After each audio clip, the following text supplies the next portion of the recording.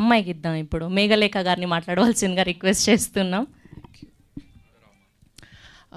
Firstly thank you media అందరికీ వచ్చి support చేస్తున్నందుకు. ఈటీవీ విన్ టీమ్, నితిన్ గారు, సాయి గారు, ప్రేము, ఎవ్రీబడి, సుహాస్ గారు, ఎవ్రీబడి మీ సపోర్ట్ నాకు వస్తూనే ఉంది. Thank you so much for that. It definitely means a lot.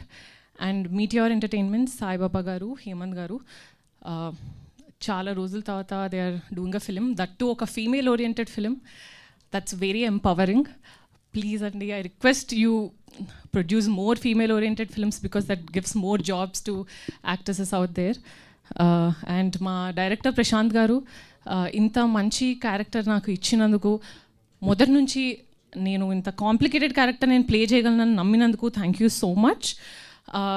As I said, ఆయన దగ్గర ఇంకా చాలా ఫీమేల్ ఓరియంటెడ్ స్టోరీస్ ఉన్నాయి.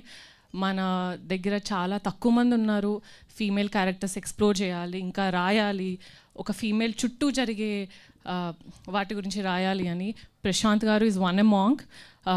We need more from you అండి. Thank you so much for this beautiful opportunity. And Chiranjeevi గారు మీ ఫిలింకి వచ్చారంటే I'm sure, as in launch చేశారంటే I'm sure how happy you are. Thanks for that. Thanks for bringing him.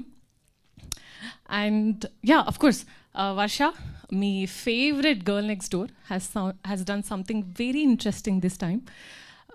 అమ్మాయి చాలా బాగా చేసింది. ఇన్ని రోజులు వర్ష అంటే మేబీ టెలిఫోన్ బూత్ సీన్ గుర్తొచ్చేదేమో.